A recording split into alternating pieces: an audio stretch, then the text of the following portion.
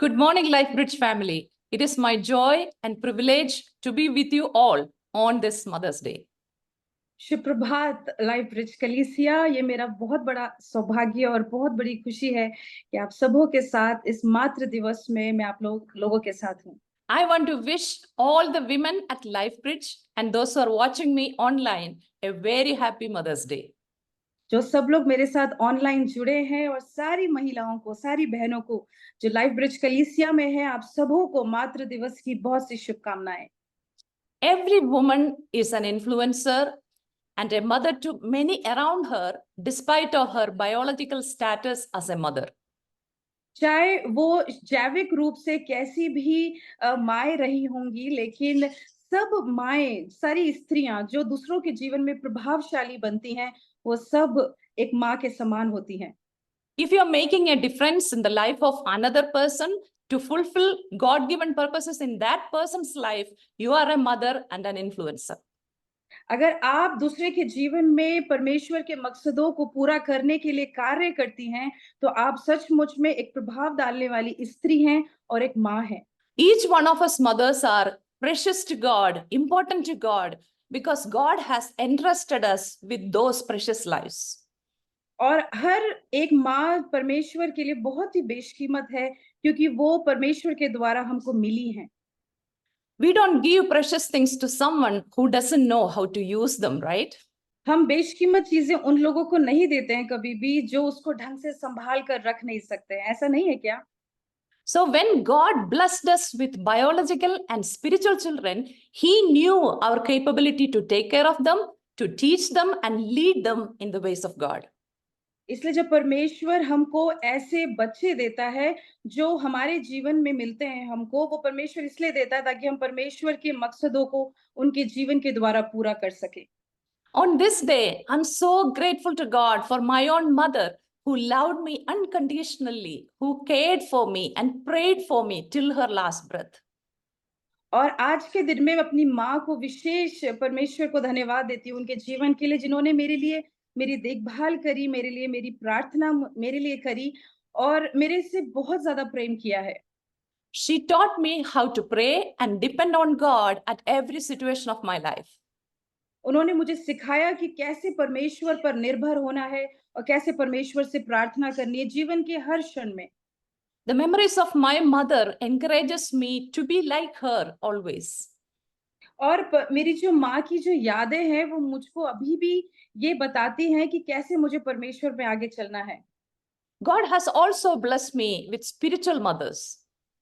परमेश्वर ने मुझे आत्मिक माएँ भी दी हैं। I'm grateful to God for the influence of each one of them in my life. और मैं परमेश्वर को धन्यवाद देती हूँ उन सबों के जीवन के प्रभाव के लिए जो मेरे जीवन में पड़ा है। You know, mothers usually are unsung heroes behind great men and women who made history. आपको पता है ऐसे जो पुरुष और स्त्रियां हुए जिन्होंने इतिहास में कार्य किया है, ये ऐसे गुमनाम वो नायक लोग हैं जिन्होंने परमेश्वर के लिए कार्य किया है। And some of those great heroes are known by many people for centuries. और ये ऐसे कई महान स्त्री और पुरुष हुए हैं जो इतिहास में जाने जाते हैं। But who worked behind them are not known in many cases. लेकिन उनके पीछे जिन्होंने कार्य किया है, कई बार उनके बारे में हम नहीं जानते हैं। We know that God always uses some people to mold some others here in this world. हम ये जानते हैं कि परमेश्वर किसी ना किसी को किसी के जीवन में इस्तेमाल करता है कि वो उनको आकार दे। We are going to look at the life of one of those heroes and how mothers helped in the process of making this hero. और हम आज एक ऐसे नायक के बारे में जानने जा रहे हैं कि कैसे परमेश्वर ने उनको एक नायक बनाया। Moses is that historical hero I want to bring before you today. मूसा वो एक ऐसा ऐतिहासिक नायक था जिसके बारे में मैं आपके सबके साथ बांटना चाहती हूँ। How many of you have heard the name Moses? आप में से कितने लोगों ने मूसा का नाम सुना है? We all have heard a lot about Moses, especially the part of him leading the Israelites out of Egypt.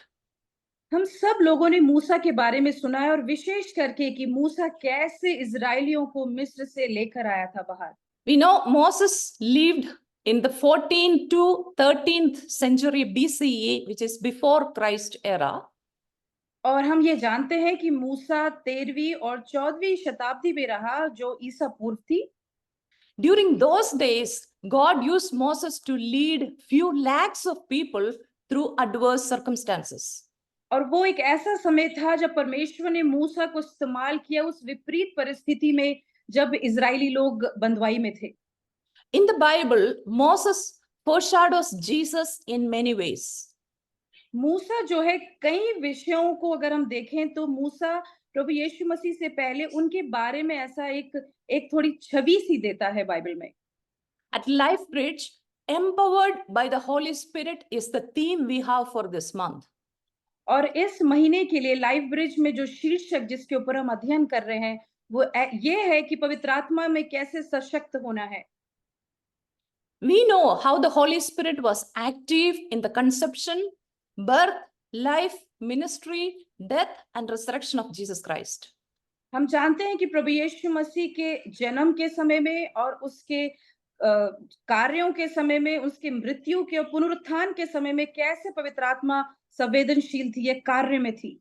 Jesus was full of the Holy Spirit and power to do all those miraculous works and preach about the kingdom. और यीशु जो थे वो पवित्र आत्मा से पूरी रीति से परिपूर्ण थे कि वो चमत्कार के कार्य करते थे, और प्रभु यीशु मसीह जो थे वो राज्य के बारे में प्रचार करते थे। When we study the life of Moses also, we see the work of the Holy Spirit at his birth, growth, calling, and mission given to him. और हम देखते हैं कि मूसा के जीवन में भी अगर हम देखें तो उसके जन्म से लेके, उसकी बुलाहट से लेके, और जब उसको मिशन के कार्य के लिए बुलाया गया, कैसे पवित्र आत्मा कार्य में थी। Moses was a chosen vessel for God to manifest his glory in and through his life. मूसा जो है परमेश्वर के द्वारा एक चुना हुआ पात्र था कि परमेश्वर की महिमा को प्रकट करे। Let us look at some of the similarities in the lives and ministry of Moses and Jesus. आइए मिलकर कुछ सामान्य चीजों को देखेंगे मूसा और यीशु के जीवन में। First, both were mediators of a covenant between God and men. सबसे पहली चीज यह है कि मूसा और यीशु दोनों लोगों के बीच में और परमेश्वर के बीच में एक वाचा के संबंध का कार्य किए। Moses was the mediator of the old covenant. मूसा जो था वो पुरानी वाचा का एक बिचवई था। We know that old covenant included 10 commandments, rules, and regulations that the Israelites had to follow. और हम ये देखते हैं कि जो पुरानी वाचा थी उसमें 10 आज्ञाएं जो लोगों को मिली थी, और जो नियम और कानून इजरायलियों को पालन करना था उसके बारे में बताता है। And Jesus is the mediator of the new covenant because of what he has done on the cross. और यीशु जो है वो नई वाचा को प्रकट करता है जो कार्य प्रभु यीशु मसीह ने उस क्रूस पर किया है। And number two, both escaped from a king who tried to kill when they were babies. और दोनों के बारे में हम ये चीज देखते हैं दूसरे बिंदु में कि कैसे जब राजा उनको आज्ञा देता है कि 2 साल और उनसे कम बच्चों को मारना है, तो उस समय में कैसे ये दोनों बच जाते हैं। In the case of Moses, it was King Pharaoh, and in the case of Jesus, it was King Herod. मूसा के समय में अगर देखें तो राजा हारून था, और अगर हम यीशु के समय में देखें तो हेरोदेस राजा था। And another similarity is that both led God's people out of captivity. और दोनों की समानता एक और ये भी है कि मूसा ने भी लोगों को बंधुआई से निकाला और यीशु भी लोगों को बंधुआई से छुड़ाता है। When Moses led the people from physical bondage and slavery in Egypt, Jesus led them from spiritual bondage and slavery to sin. जब मूसा ने लोगों को बंधुआई से छुड़ाया और गुलामी से आजाद किया जो मिस्र की थी, वही उसी प्रकार यीशु ने लोगों को बंधुआई से और गुलामी से छुड़ाया जो पाप की थी। Both performed many miracles with similarities of healing, provision of food, water, and victory over death. और दोनों के बीच में एक ही समानता ये भी थी कि दोनों ने जो है लोगों के लिए कार्य किया, उन लोगों की ज़रूरतों को पूर्ति कराकर, जैसे पानी देकर, खाना देकर। Both made intimate conversations with God. दोनों ने जो है अपना आपसी संबंध परमेश्वर के साथ बनाया। In Exodus 33:11, we read like this: God spoke to Moses face to face. निर्गमन की पुस्तक उसके 33वें अध्याय के 11वें पद में लिखा है कि परमेश्वर ने मूसा से मुखामुख बात करी। Jesus had very special private moments with his father. यीशु का भी बहुत ही व्यक्तिगत एक समय उसके पिता के साथ हुआ करता था। Another similarity is that Moses' face shone when he came down from the mountain after meeting with God to receive the commandments. और हम देखते हैं कि जब मूसा को 10 आज्ञाएं मिली और वो उस पर्वत से नीचे उतरा तो मूसा का चेहरा चमक रहा था। And Jesus' face also shone on the Mount of Transfiguration. और यीशु का भी मुख जो है जब वो उस पर्वत से उतरा जो रूपांतरण का पर्वत था, वहां पर भी हम देखते हैं कि यीशु का चेहरा चमक रहा था। Both interceded constantly for people. दोनों लोगों ने मूसा ने और यीशु ने लगातार परमेश्वर से लोगों के लिए मध्यस्थता करी। Amen. Amen. This is not an exclusive list. There are more similarities if we study about these two people more closely. सिर्फ यही एक बात, कुछ बातें नहीं है इन दोनों के बारे में, लेकिन हम ऐसी बहुत सी चीजें पढ़ते हैं जो हम बाइबल में पाते हैं। We know that Mary was the chosen vessel to carry Jesus in her womb and to bring him up as his mother. और हम देखते हैं कि मरियम जो है एक चुनी हुई एक ऐसी पात्र थी जिसको परमेश्वर ने इस्तेमाल करा ताकि वो यीशु को अपने अंदर रखे। How about Moses? मूसा के बारे में क्या है? How many of you know the name of the woman who gave birth to this amazing leader? आप में से कितने लोगों को उस स्त्री का नाम पता है जिसने इस अद्भुत एक अगुवे को जन्म दिया? We read about Moses' birth and related incidents in the book of Exodus chapter 2 verses 1 to 10. हम मूसा के बारे में और उसके जन्म से जुड़ी हुई जितनी भी बातें हैं और भी जो घटनाएं हैं जुड़ी हुई उससे, हम उसके बारे में निर्गमन की पुस्तक उसके दूसरे अध्याय के पहले पद से लेके 10वें पद में पढ़ते हैं। Moses' mother's name was Jochebed. मूसा की माँ का नाम योकेबेद था। The meaning of this Hebrew word Jochebed is Yahweh is glory or God is my glory. और जो योकेबेद जो इब्रानी नाम है उसका मतलब यह है कि यहोवा जो है वो महिमा है या यहोवा की महिमा हो। Moses' father was also a Levite named Amram, but we don't see any of the details about the father in the Bible. मूसा जो था उसका पिता भी लेवीय गोत्र से था और उसका नाम अमराम था और उसके बारे में हम ज्यादा बाइबल में जिक्र नहीं पाते हैं। Let us study a little about Jochebed. आइए मिलकर कुछ चीजों को योकेबेद के बारे में पढ़ेंगे। The first quality we see in Jochebed is that she was a brave mother who took a risk against the king's decree. हम सबसे पहली बात ये देखते हैं कि वो एक बहुत ही बहादुर स्त्री थी जिसने जोखिम उठाया जब राजा ने एक आज्ञा दी थी। In Exodus chapter 1 verse 22, we read king's decree like this. हम जो है निर्गमन की पुस्तक उसके पहले अध्याय के 22वें पद में हम ऐसे राजा के द्वारा जो आज्ञा मिली थी वो ये थी, Every boy that is born you must throw into the Nile, but let every girl live. और हर एक जो लड़का जो उत्पन्न होगा उन सबों को जो है नील नदी में फेंक दिया जाए करके एक ऐसी आज्ञा दी थी। All the male children had to be thrown in the Nile River and only female babies were allowed to live. जितने भी लड़के थे उनको ये बोला गया था कि उनको मार दिया जाए और जितनी भी लड़कियां थी उनको रखा जाए, जीवित रखा जाए। Remember, it is the king Pharaoh who gave this order. याद करें इस चीज को कि ये राजा फिरौन था जिसने ये आज्ञा दी थी। He had a big army who went around checking if the order was obeyed by every Israelite family. और ये एक ऐसा व्यक्ति था जिसने आज्ञा दी थी कि लोग जाकर सब तरफ ये देखें कि क्या सब ऐसे जो बेटे हैं वो मार डाले जा चुके हैं। In the midst of such fear and confusion, Jochebed decided to keep her male child. इतने डर के, इतने भय के और इतनी असमंजसता के बीच में योकाबेद ने ये निर्णय लिया कि वो अपने बेटे को रखेगी। Was it a decision made by both the parents? क्या ये निर्णय दोनों माँ-बाप के द्वारा लिया गया था? I don't think so. मुझे नहीं लगता है ऐसा। Because in Exodus chapter 2, verse 2, we read like this. क्योंकि निर्गमन की पुस्तक उसके 2 अध्याय के दूसरे पद में हम ऐसा पढ़ते हैं, When she saw that he was a fine child, she hid him for 3 months. जब वहां ऐसा लिखा है कि जब उसने देखा कि वो बच्चा बहुत सुंदर है, तो उसने ये ठाना या ये सोचा कि वो उस बच्चे को 3 महीने के लिए छुपा देगी। This she is talking about Jochebed, the mother. हम यहाँ पर योकाबेद की माँ मूसा की माँ के बारे में बात कर रहे हैं। In those days, husbands were not allowed to be in a labor room to be with their wives. जिस जगह में स्त्रियां लोग बच्चे को जनती थी, उस जगह में अनुमति नहीं थी कि पुरुष लोग या पति लोग जा सके। Even today, that's not a practice in many countries like India.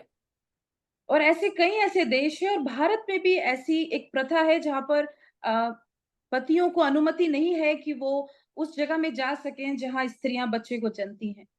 So keeping this baby should be a decision made by only the mother, Jochebed. तो इसका मतलब ये माँ के द्वारा ही निर्णय था जो लिया गया था कि उस बच्चे को रखना है। Can you imagine the gravity of the risk she has taken? क्या आप सोच सकते हैं कि कितना बड़ा जोखिम योकाबेद ने उठाया? Everyone, including her husband, might have scolded her for doing so because the whole family can be killed by Pharaoh's army if they were caught. सब लोगों ने, हालांकि सब लोगों ने और उसके पति ने और सब ने मिलकर जो परिवार के थे शायद उसको डांटा होगा, बोला भी होगा कि अगर तू ऐसा करेगी तो शायद फिरौन जो राजा है वो हम सबको मार डालेगा। Every day of those 3 months might have been a mental torture for the whole family. और दिमागी तनाव वो आने वाले 3 महीनों के लिए बहुत ज्यादा उस पूरे परिवार के लिए रहा होगा। As much as they loved the baby, they feared death. जितना ज्यादा वो उस बच्चे से प्यार करते थे, उतना ही ज्यादा उन्हें मृत्यु का भी भय था। Every child in this world is born to fulfill the plan of God during that time in their generation. आपको पता है हर एक बच्चा जो इस संसार में जन्म लेता है वो परमेश्वर के मकसद को पूरा करने के लिए इस पीढ़ी के लिए उत्पन्न होता है। Like Jochebed, how many mothers would take a risk to save every baby growing in her womb? योकाबेद के समान के कौन-कौन सी ऐसी माँ हैं जो अपने बच्चे को जो अपने अंदर रखती हैं, पेट में रखती हैं, वो उसको संभालेंगी जैसे योकाबेद ने मूसा को संभाला। We know that North India is known for female infanticide. हम देखते हैं कि उत्तरी भारत में बहुत ही ज्यादा कन्या भ्रूण हत्या होती है।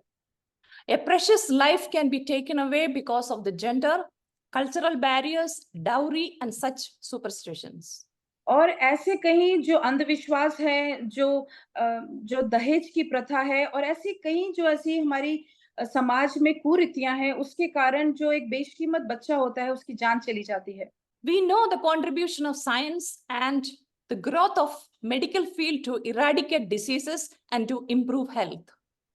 हम देखते हैं कि चिकित्सा के क्षेत्र में और विज्ञान के क्षेत्र में कितना कुछ कर दिया गया है कि बीमारियों को हटा दिया जाए। Recently, I heard a report that all the fruits we buy from the market are human inventions. और अभी मैंने हाल ही में एक ऐसी समाचार पढ़ा कि जितनी भी फल हम खाते हैं वो सारे इंसान के द्वारा ही बनाए जाते हैं। The original species of those fruits might have had more fiber, not so sweet, or small in size. और जो ऐसे तरह से नहीं बनाए जाते हैं, जो मनुष्य के द्वारा नहीं जिनका निर्माण हो रहा है, वो फल जो है वो मीठे होते हैं, वो छोटे होते हैं और बहुत ज़्यादा आकर्षित नहीं होते हैं। But the human inventions made the fruits look bigger, more attractive, juicy, and sweet. लेकिन जो मनुष्य के द्वारा बनाए जाने वाले फल हैं, वो आजकल बहुत बड़े हैं, वो बहुत आकर्षित हैं, बहुत रस भरे हैं, बहुत मीठे हैं। With developments in all other fields, humans tried to create life and extend lifespan. और मनुष्य जिस तरह से प्रगति हो रही है, हम ये देखते हैं कि मनुष्य अपने आप ही जीवन को उत्पन्न कर रहा है और जीवन को बढ़ा भी रहा है। Sadly, they haven't succeeded where only God has control.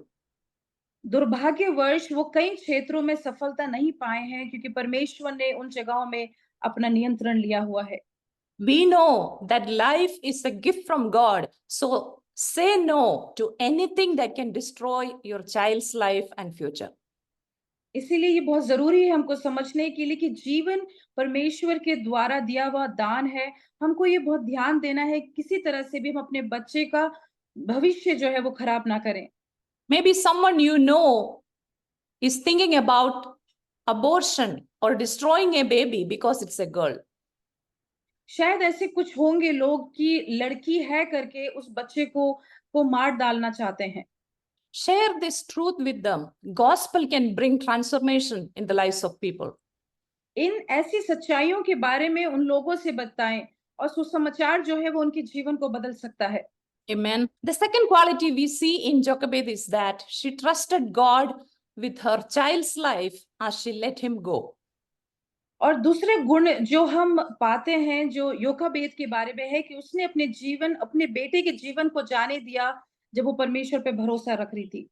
When baby Moses was 3 months old, maybe his cries were louder and stronger.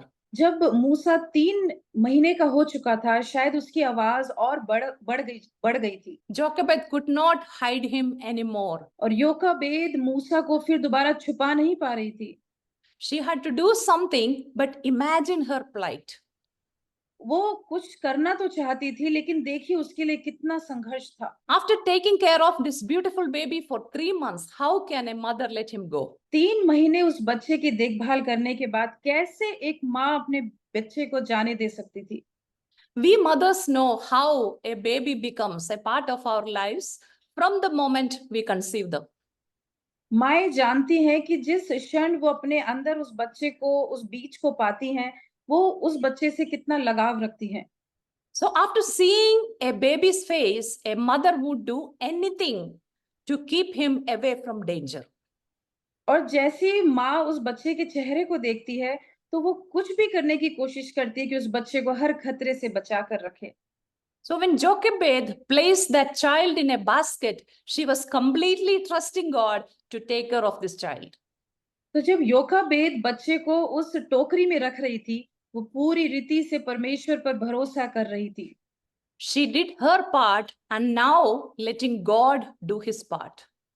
वो अपना भाग कर रही थी और अगला जो बचा हुआ भाग था, वो परमेश्वर के हाथों में सौंप रही थी। And I believe that Jochebed never quit praying for her son Moses to grow up to be a useful vessel for the Lord. और मेरे को पूरा आश्वासन है कि योकाबेद ने उसके बाद बिल्कुल पूरी रीति से कभी भी प्रार्थना करना अपने बेटे के लिए नहीं छोड़ा था। We know how difficult it is to leave our children even when they grow up, when they go to a university to study or for a job away from home. हमको पता है कि जब हमारे बच्चे बड़े हो जाते हैं, स्कूल, यूनिवर्सिटी या नौकरी करने के लिए दूर हमसे चले जाते हैं, तो एक माँ के ऊपर कैसी गुजरती है। Would you trust God with your children's lives or do you allow fear to rule over you? क्या आप अपने बच्चे के जीवन को लेकर परमेश्वर पर भरोसा करना चाहते हैं या आप भय को अपने ऊपर अनुमति देना चाहते हैं कि वो नियंत्रण ले?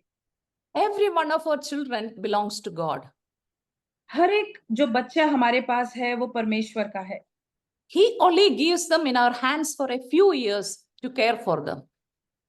वो परमेश्वर हमको बच्चे कुछ क्षण के लिए, कुछ समय के लिए हमारे हाथों में देता है और फिर उसके बाद हमसे वो दूर हो जाते हैं। Never hold on to your children thinking that they are your possessions because they are not. कभी भी अपने बच्चों को ऐसे थाम कर अपने पास ना रखें कि वो आपकी संपत्ति है, क्योंकि वो नहीं है। Trust God with their lives after you doing your part faithfully. परमेश्वर के ऊपर भरोसा रखें, उसके बाद जब आप अपने कार्यों को, ज़िम्मेदारियों को उनके लिए पूरा कर लेते हैं। Maybe your teenage or adult children are not walking in the ways of God. शायद आपके छोटे बच्चे या बड़े बच्चे परमेश्वर के मार्गों पे नहीं चल रहे हैं। Things are out of your hand where you cannot control them. शायद चीज़ें आपके हाथ से निकल चुकी हैं और आपके नियंत्रण में नहीं हैं। But know that God is in control and He can bring them to the right path if you pray and trust Him. लेकिन इस बात को आप ज़रूर से जान लें कि अगर आप परमेश्वर पे भरोसा रखते हैं, तो आपके बच्चे सही रास्तों पे हैं। You might have heard about a famous missionary named Hudson Taylor who went to China and led thousands to Christ. आपने इन मशहूर एक मिशनरी के बारे में सुना होगा जिनका नाम हडसन टेलर था, जो चाइना गए एक सेवकाई के कार्य के लिए। During his teenage years, Hudson was a rebellious son, a scoffer, and a greedy person who wanted to make money. और जब हडसन टेलर जब जवानी थे, तो वो बहुत ही ज़्यादा विद्रोह करने वाले, लालची से और बहुत ही ज़्यादा ठट्टा उड़ाने वाले एक जवान व्यक्ति थे। But God used Hudson's mother's prayers to pull him out of that rebellion.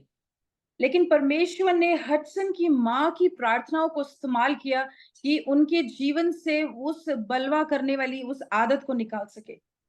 Amelia, Hudson's mother, once traveled to visit her sister 50 miles away from their home in England. Amelia जो थी, जो हडसन टेलर की जो माँ थी, वो एक बार अपनी बहन के पास जो 50 मील दूर रहती थी, उनके पास इंग्लैंड में मिलने के लिए गई। While she was there, compelled by the Holy Spirit, she decided to stay in a room praying for her son. और जब वो वहाँ थी, उस समय में पवित्र आत्मा के द्वारा उन्हें इतनी कायरता मिली कि वो एक कमरे में जाकर घुटनों पे आकर प्रार्थना करें। After spending hours on her knees, when she received a confirmation from the Lord, her pleading turned to praising God for touching her son. और कई घंटों के बाद घुटनों पे प्रार्थना करने के बाद परमेश्वर के सामने बिलक-बिलक कर रोने के बाद वो एकदम से प्रार्थना में परमेश्वर को प्रशंसा देने लगी। Meanwhile, in his home, Hudson felt bored and he went into his father's library. और हडसन टेलर जब अपने घर में थे, तो वो एकदम से इतना उबाऊ महसूस कर रहे थे कि वो अपने पिता के उस पाठशाला में जहाँ वो किताबें रखते थे, वहाँ गए। There he found a gospel tract which explained the finished work of Christ on the cross. और वहाँ पर उन्होंने सुसमाचार की एक पत्रिका पढ़ी, जिसमें ऐसा लिखा था कि कैसे प्रभु यीशु मसीह ने क्रूस पर एक उद्धार का कार्य पूरा किया है। Reading this tract led Hudson to repentance. और जब वो ये वाली पत्रिका पढ़ रहे थे, उस चीज़ ने हडसन टेलर को पश्चाताप करने के लिए उनको ले गए।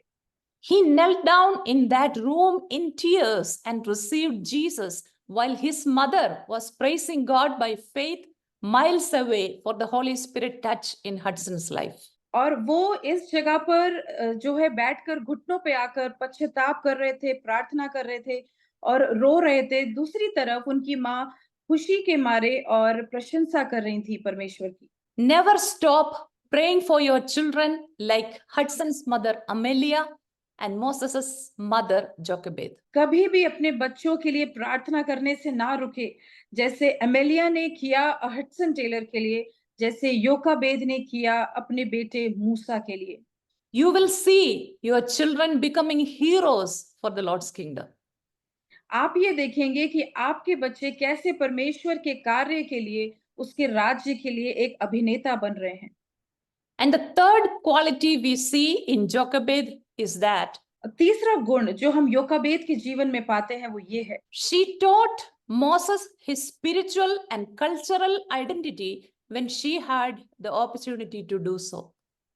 और जब भी योकाबेद को अवसर मिला, तो वो हमेशा अपने बच्चे को उसकी पहचान बताती थी, जो आत्मिक पहचान और जो उसकी सांस्कृतिक पहचान थी। This we see in Exodus chapter 2 verses 9 and 10. और ये हम पाते हैं निर्गमन की पुस्तक उसके 2 अध्याय के 9 और 10 पद में। Jochebed knew that she had a very short time to prepare Moses. योकाबेद को पता था कि उसके पास बहुत ही कम समय है कि वह मूसा को तैयार कर सके। She was allowed to keep Moses until he was weaned. वो तब तक उसको अनुमति थी कि वो अपने बच्चे को अपने पास रखे जब तक वो उसको दूध नहीं छोड़ता। That could be up to the age of 3 or 4 or maximum 5. और वो शायद उम्र रही होगी 3 साल, 4 साल या ज्यादा से ज्यादा 5 साल। During this short time, Moses learned his Hebrew culture and became patriotic to his people. और ये इस छोटे समय में मूसा ने जो है अपनी इब्रानी संस्कृति और एक देशभक्ति अपने अंदर सीख ली थी। We see the intensity of this patriotism in verses 11 to 13 when he killed an Egyptian later on in life. और हम पाते हैं कि मूसा की देशभक्ति जब उसने एक मिस्री को मार डाला, जिसके बारे में हम पाते हैं पद 11 से लेके 13 तक। You know, the formative years of a child's life are so important. आप जानते हैं कि बच्चे की शुरुआती जीवन के साल कितने महत्वपूर्ण होते हैं। Children should know who they are and who they belong to. बच्चों को ये पता होना चाहिए है कि वो कौन है और वो किसके हैं। As Bible says, teach them godly ways when they are younger so that they will not depart from it when they become older. Bible कहती है कि अपने बच्चों को उन मार्गों पे चलाओ जिससे वो कभी ना भटके, और जब वो बूढ़े भी हो जाएंगे तो भी वो उससे ना हटेंगे। In my own life, I have learned the word of God, memorized most part of it while I was at my home growing up. और जब मैं अपने घर में बढ़ रही थी, उन्हीं उन्हीं समयों में मैंने परमेश्वर का वचन याद कर लिया था और उन वचनों को मैं जानती थी। I have learned the importance of prayer and holy living from my home, which is helping me even today. और मैंने अपने ही घर में प्रार्थना करना सीखा, पवित्र जीवन जीना सीखा, जो मेरे को आज भी मदद करता है। You might have heard the name of the great evangelist Billy Graham. आप में से कई लोगों ने एक मशहूर सुसमाचारक प्रचारक के बारे में सुना होगा जिनका नाम बिली ग्रैहम है। Billy Graham's mother was a huge influence in making Billy Graham and the whole Graham family to become fruitful for the Lord. Billy Graham की जो माँ थी वो अपने पूरे परिवार के लिए और विशेषकर बिली ग्रैहम के लिए एक बहुत ही आशीष का कारण बनी, प्रभावशाली स्त्री बनी, जिन्होंने परमेश्वर के लिए अपने परिवार को बहुत ही फलवंत किया। Moro Graham, the mother, regularly gathered her family for Bible study and prayer. मोरो ग्रैम अपने घर में अपने बच्चों को, अपने परिवार को इकट्ठा करती थी बाइबल अध्ययन के लिए और प्रार्थना के लिए। Billy Graham used to say that no one else influenced him more for the Lord than his mother. Billy Graeme ऐसा कहते थे कि मेरे जीवन में मुझे किसी ने इतना प्रभाव नहीं डाला जितना मेरी माँ ने मेरे ऊपर डाला है। Later on, those foundational lessons led him to be the greatest evangelist in history. और आगे चलकर हम पाते हैं कि वो जो पाठ उन्होंने सीखे थे, उसने उनको एक बहुत ही मशहूर एक सुसमाचारक का प्रचारक बना दिया। Teach your children way of life through the word of God when you have them. आप अपने बच्चों को, हमको अपने बच्चों को परमेश्वर का वचन सिखाना है जब वो हमारे साथ होते हैं। Amen. आमीन। And when we study about Moses, we cannot forget a very important person who played a major role in his life as his second mother. और जब हम मूसा के बारे में पढ़ते हैं और उसकी माँ के बारे में पढ़ते हैं, एक और स्त्री थी जिसने मूसा के जीवन में बहुत बड़ा कार्य किया, जो एक माँ के समान था। That's none other than Pharaoh's daughter, an unnamed character in the Bible. और वो कोई और नहीं लेकिन फिरौन की बेटी थी, जिसके बारे में, जिसका नाम गुमनाम है बाइबल के अंदर। We read about Pharaoh's daughter in Exodus chapter 2 verses 5 to 10. हम इस फिरौन की बेटी के बारे में निर्गमन की पुस्तक उसके दूसरे अध्याय के 5वें पद से 10वें पद के बीच में पाते हैं। She was another brave woman who took the risk of adopting a Hebrew child against her own father's order. और ये भी एक बहादुर माँ थी जिसने अपने पिता की आज्ञा के विरोध में जाकर एक बच्चे को अपनाया। When Pharaoh's daughter saw baby Moses, she recognized him as a Hebrew baby, but she felt compassionate to a hungry, crying infant. जब फिरौन की बेटी ने मूसा को देखा, एक बालक को देखा, वो तुरंत पहचान गई कि ये इब्रानी बच्चा है, लेकिन उसको बहुत तरस आया उस बच्चे के ऊपर कि वो बच्चा रो रहा है और भूखा है। When Miriam approached her to bring a mother to nurse him, she not only agreed but also offered a pay for nursing the child. जब मिरियम जो है उसको एक दूध पिलाने वाली के बारे में बताती है, तो हम ये पाते हैं कि फिरौन की बेटी ने सिर्फ उसको अनुमति ही नहीं दी, लेकिन साथ में उसको जो उसका जो वेतन था वो भी दिया। Though Pharaoh's daughter was not an Israelite, we see how the Lord orchestrated things through his Holy Spirit by working in this woman's mind. हम ये देखते हैं कि फिरौन की जो बेटी थी वो इज़राइली नहीं थी, लेकिन फिर भी पवित्र आत्मा के द्वारा हर वो कार्य कैसे हुए जिसने उसके जीवन में, उसके दिमाग में ऐसा कार्य किया। The kindness she showed to this child and the boldness to work against her father's decree were work of the Holy Spirit. जो दयालु स्वभाव उसका उस बच्चे के लिए था और अपने पिता की आज्ञा के विरोध में जाकर जो कार्य करना था, वो सचमुच में पवित्र आत्मा का कार्य था। Do you know who named Moses? आपको पता है कि मूसा को किसने नाम दिया? It was the Pharaoh's daughter saying, I drew him out of the water. वो फिरौन की बेटी ही थी जिसने ऐसा बोला कि मैंने मूसा को पानी से निकाला है। And she helped him to grow up with all the learning, wisdom, and understanding of that day.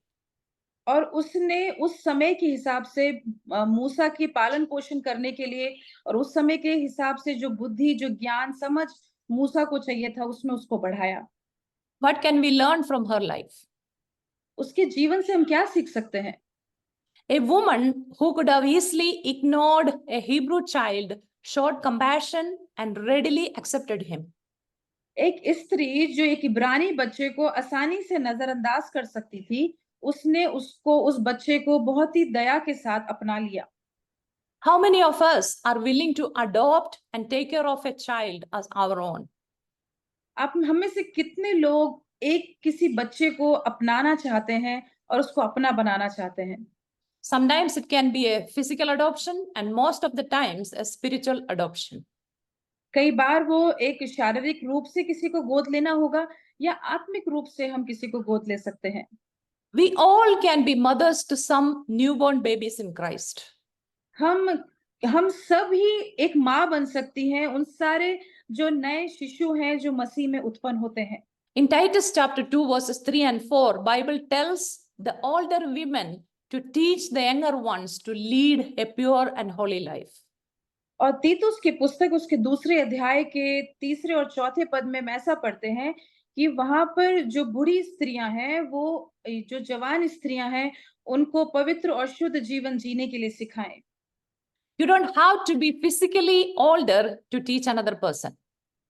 हमको जरूरी नहीं है कि शारीरिक रूप से हमें बहुत उम्रदार होना है कि हम दूसरे को सिखा सकें। If you are a spiritually matured woman who has the knowledge of the word of God, you can disciple another sister in Christ.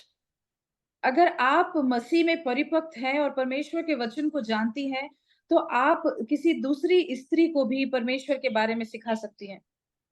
How many of us, godly men and women, would take up this challenge to adopt spiritual children in our lives? ऐसे कितने ईश्वरीय भाई और ये ऐसे बहन हमारी कलीसिया में हैं जो कह सकते हैं कि हम अपने जीवन के लिए ऐसे आत्मिक बच्चों को अपने जीवन में गोद लेंगे। It not only gives us the satisfaction of seeing them grow in the Lord, but they will multiply our labor in Christ even after we are gone from this world. और वो हमको सिर्फ ये संतुष्टि नहीं देगा कि वो मसीह में बढ़ रहे हैं, लेकिन जब हम नहीं भी रहेंगे तो भी वो उन्नति करते चले जाएंगे। There will be a multiplication of the fruits because you have sown those seeds in them. वो फल जो उनमें है वो और भी बढ़ेंगे क्योंकि वो जो फल जो आपने एक बीज के समान उनके अंदर बोए हैं। And the third character we are going to study about is Zipporah, Moses' wife. और जो तीसरा चरित्र है जिसके बारे में हम आज पढ़ने जा रहे हैं वो है मूसा की पत्नी जिसका नाम है Sipora. Zipporah was a Midianite woman, a priest's daughter. वो एक याजक की बेटी थी और एक मिद्यानी स्त्री थी। Moses and Zipporah had two sons named Gershom and Eleazar. और मूसा के दो बेटे थे गर्शम और Eliezer. We read about Zipporah in brief accounts and in very few verses compared to the account of Moses. और सिपोरा के बारे में हम बहुत ही कम जगहों में पढ़ते हैं जितना ज्यादा हम मूसा के बारे में पढ़ते हैं। In Exodus chapter 4, we see Moses taking his wife and sons to Egypt as God commanded him to go and rescue the Israelites.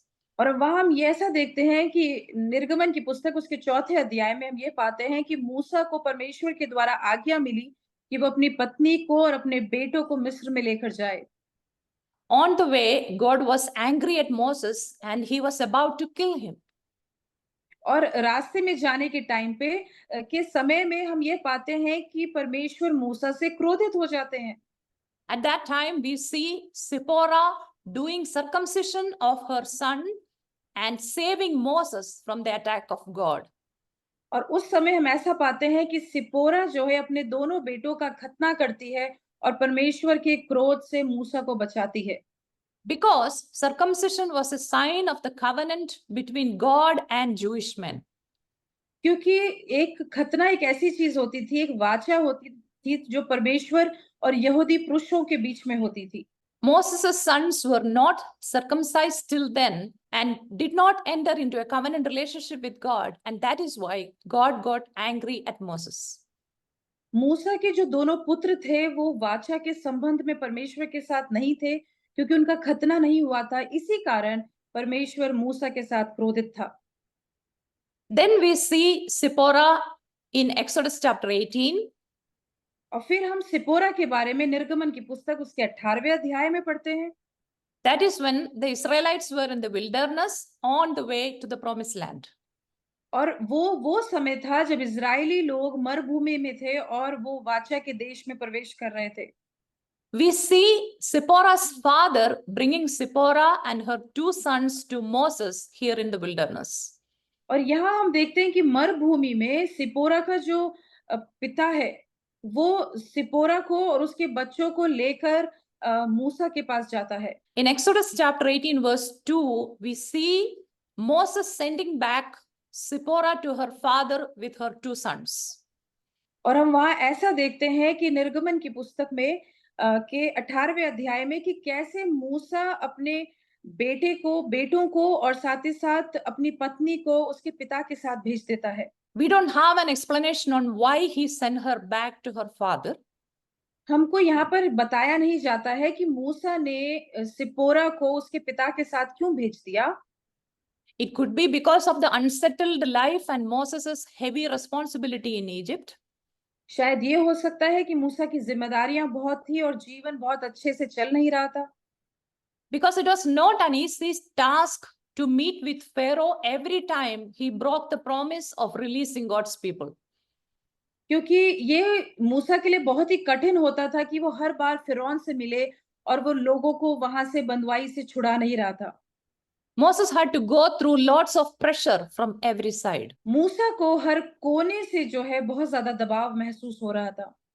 And it was not easy to take care of a family through it all.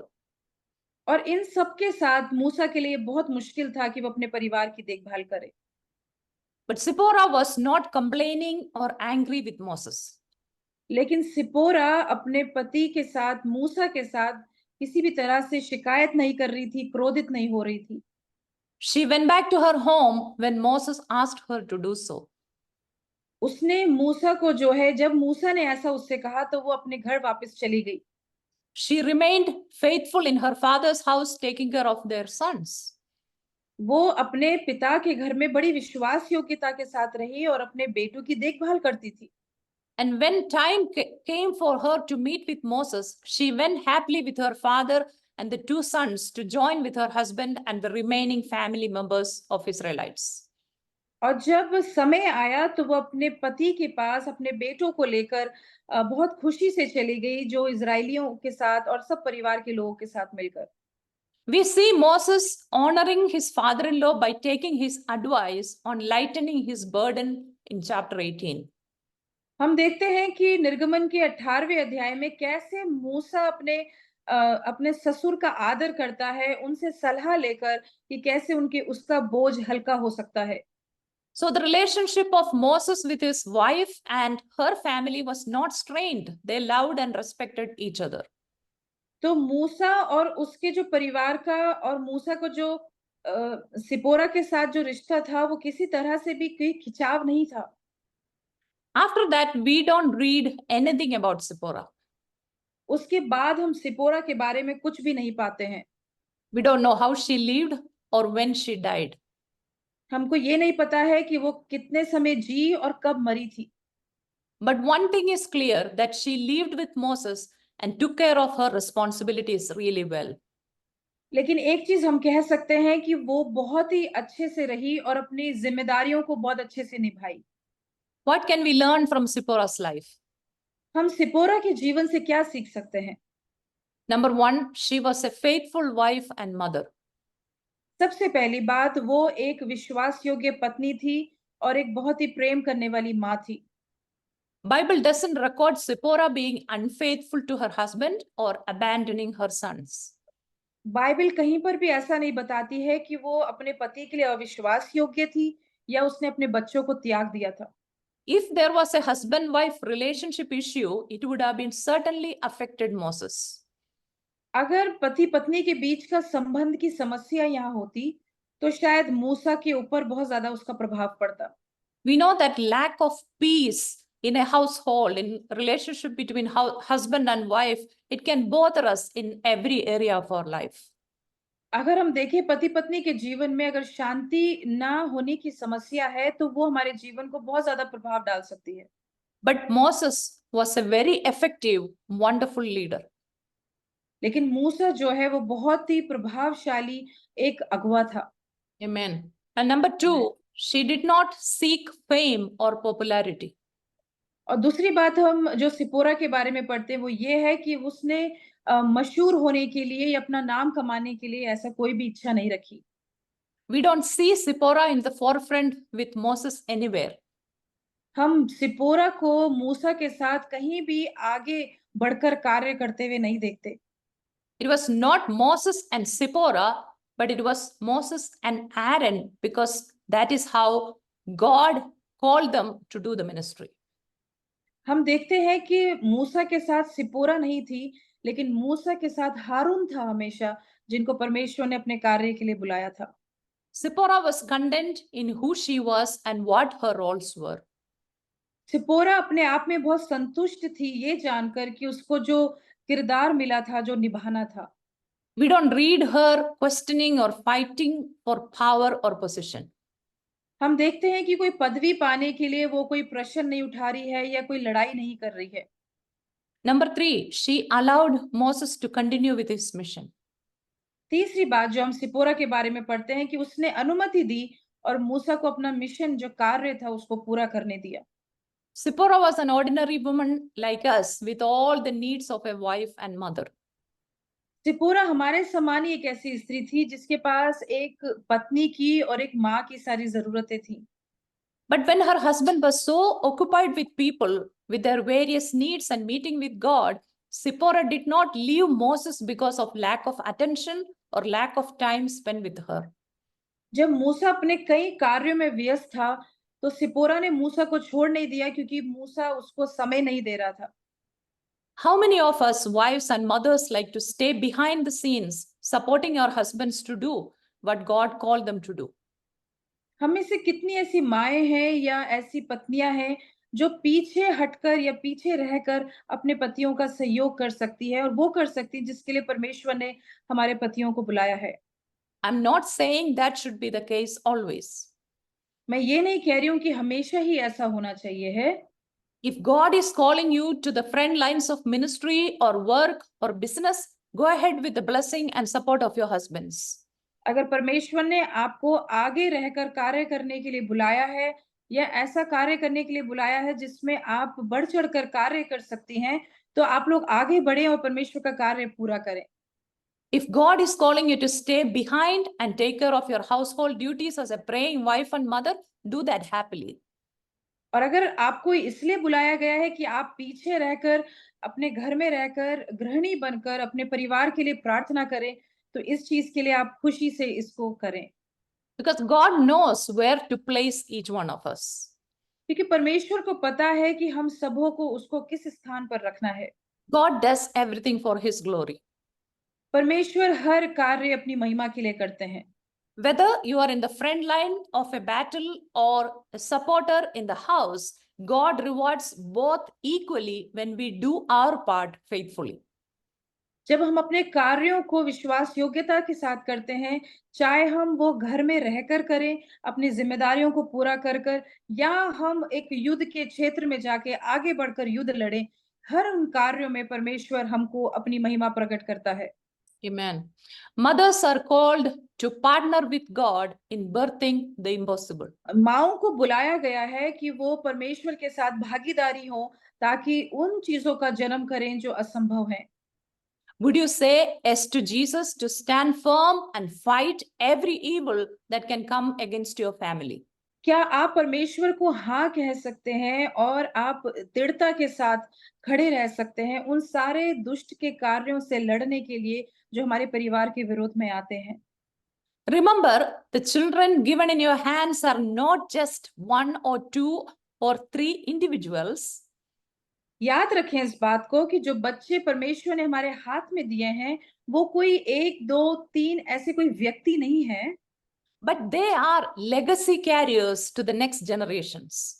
लेकिन वो हमारी आने वाली पीढ़ी है और उसके लिए वो हमारे लिए एक विरासत है। The legacy of faith, prayer, and holy living, पवित्र जीवन, प्रार्थना और विश्वास की जो एक हमारे लिए जो एक विरासत है, passing on from you to those hundreds of people after your time until Jesus comes back.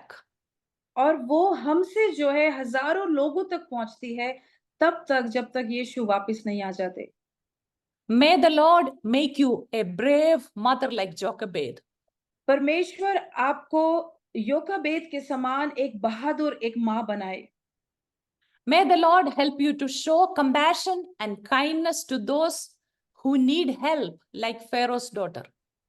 परमेश्वर आपकी सहायता करे कि आप दूसरों के लिए दया और करुणा का कारण बने जैसे वो फ़िरौन की बेटी थी।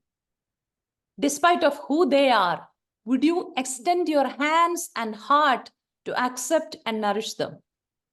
चाहे वो कैसे भी क्यों ना हो, क्या आप अपना हाथ बढ़ा सकते हैं, आप अपना दिल उन्हें दिखा सकते हैं, अपनी मदद को उनको देकर।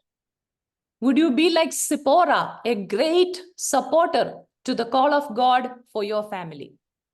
क्या आप सिपोरा के समान बन सकती हैं जो अपने परिवार के लिए एक बहुत ही बड़ा सहयोग देकर ताकि परमेश्वर की महिमा हो सके? May the Lord help you, mothers, to birth the impossible with the help of the Holy Spirit. मेरी प्रार्थना है कि परमेश्वर हर एक माँ की सहायता करे कि हम सब असंभव को जन्म दे सकें। Amen. God bless you all. आमीन। परमेश्वर आप सबों को आशीष दे।